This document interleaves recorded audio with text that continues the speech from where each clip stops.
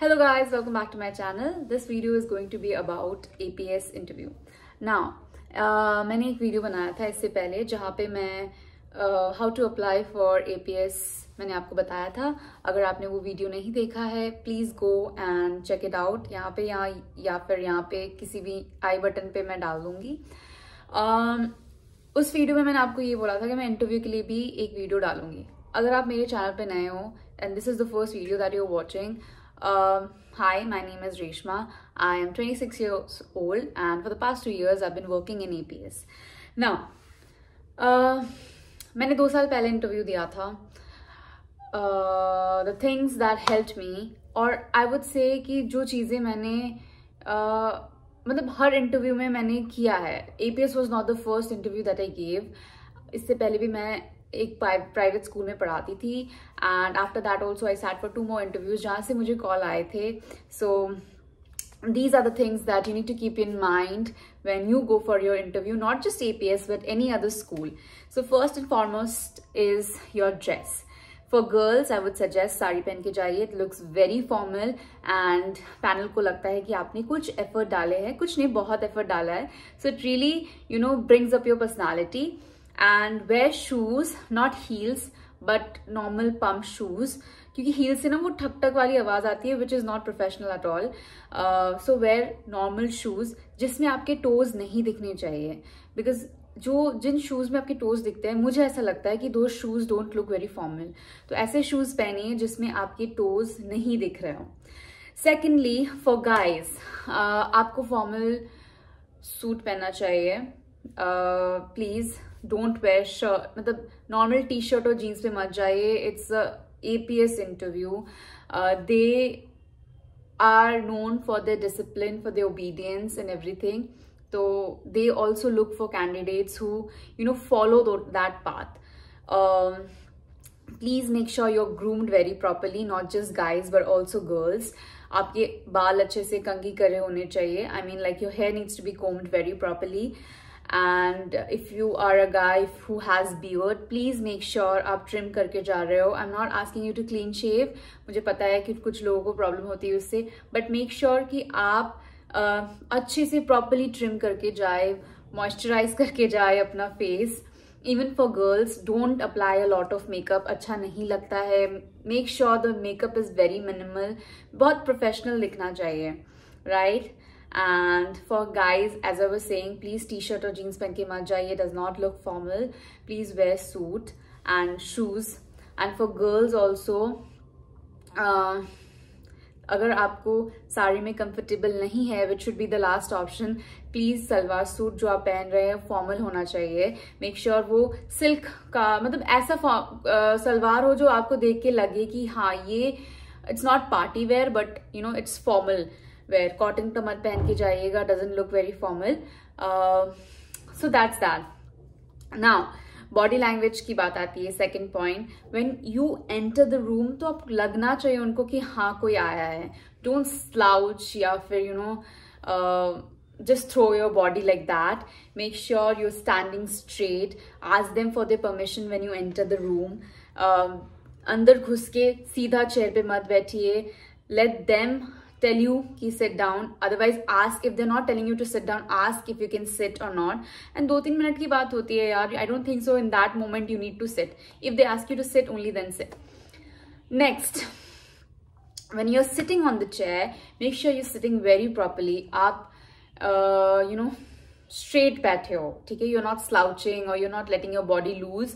You should be sitting straight. Your hand should be on your legs, right, like this.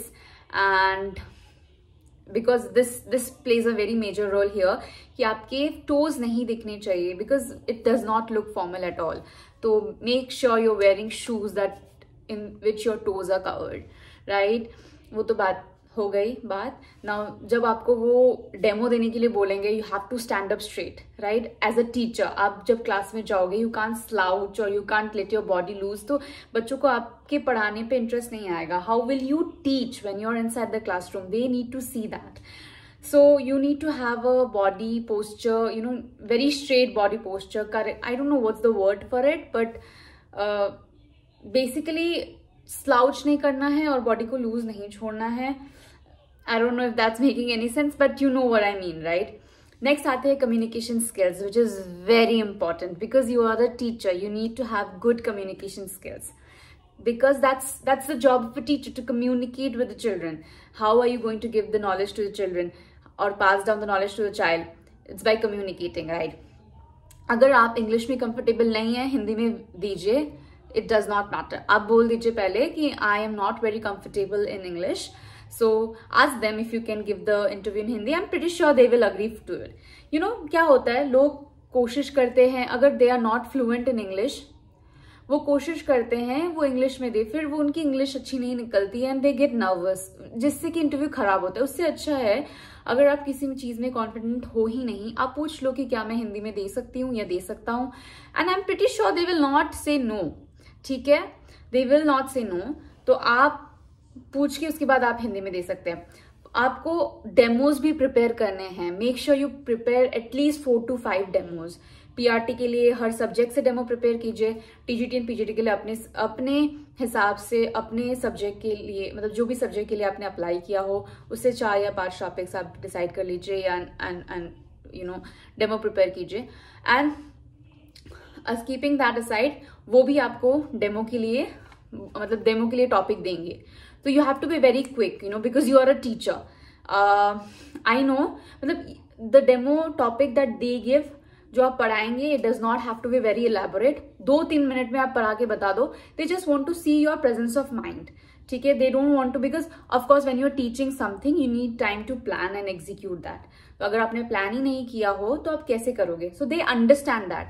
ठीक है, तो आपको 2-3 minute में with the very little resources that you have, आपको interview मतलब demo देना है वो. सो आई वुड सजेस्ट यू कि एक बार सारे बुक्स देख लीजिए आपका जो भी है, specially TGT and PGT. PRT के लिए उतना नहीं करते हैं, राइट? एंड पीआरटी के जो टॉपिक्स होते हैं वो ईजी भी होते हैं पढ़ाने के लिए. Next is mannerism, very very important.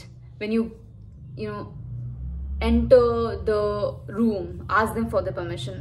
When you are sitting on the chair, ask them for the permission. Don't do anything that they wouldn't agree to.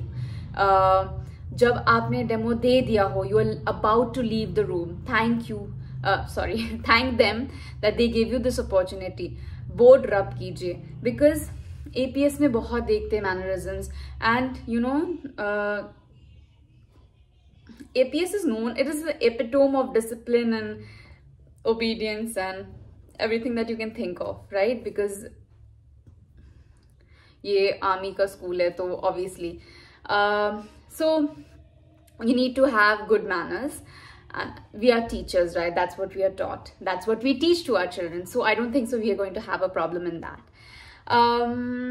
रही बात NCF और NEP, पढ़ के जाइए, very important. They will ask you that. You need to be very thorough with NCF and NEP and the other Diksha and जो भी CBSE का अभी लेटेस्ट चल रहा है न्यूज, वो पढ़ के जाइए, very very very important.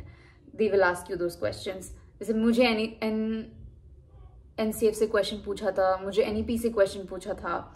And also one more important thing, जो मैंने ध्यान नहीं दिया था, मैंने गलती की थी, जो मैं बताती हूँ.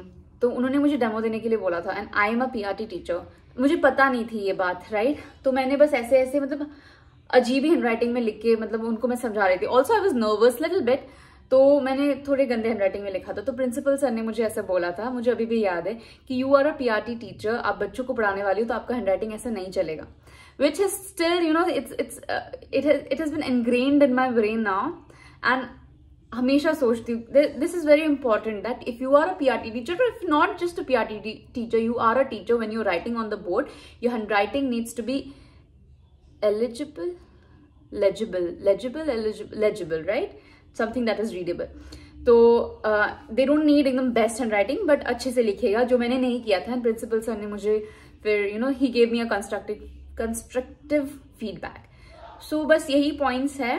And be thorough with your concepts. Communication पे बहुत ज्यादा ध्यान दीजिए. अगर मैंने जो टिप दिया है कि अगर आपको नहीं आता, प्लीज आस्क देम कि क्या मैं हिंदी में पढ़ा सकता हूँ. And I'm pretty sure they'll agree to it, instead of just blabbering out whatever comes to your mind.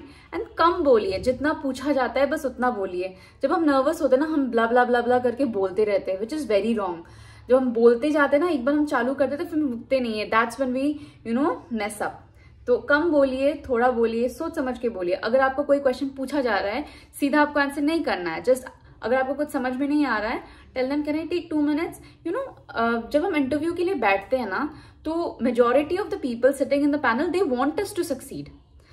ये आप मुझे मतलब someone told me this and I think ऐसा होता है यार, when we are sitting on the other side and we are judging even our children, we want our children to succeed ना, so just like that the panel wants us to succeed। तो अगर आप उनसे पूछोगे can I take 2 minutes, they will give you 2 minutes। and please interview room के अंदर जाने के से पहले don't carry your bags, don't carry your cell phone, nothing, bag को बाहर रख के जाइए, only carry your documents and that's it। So I hope this video helped। अगर आपको कोई भी क्वेश्चन है, please leave it down in the description box below and I'll answer it। Thank you so much, take care, bye bye।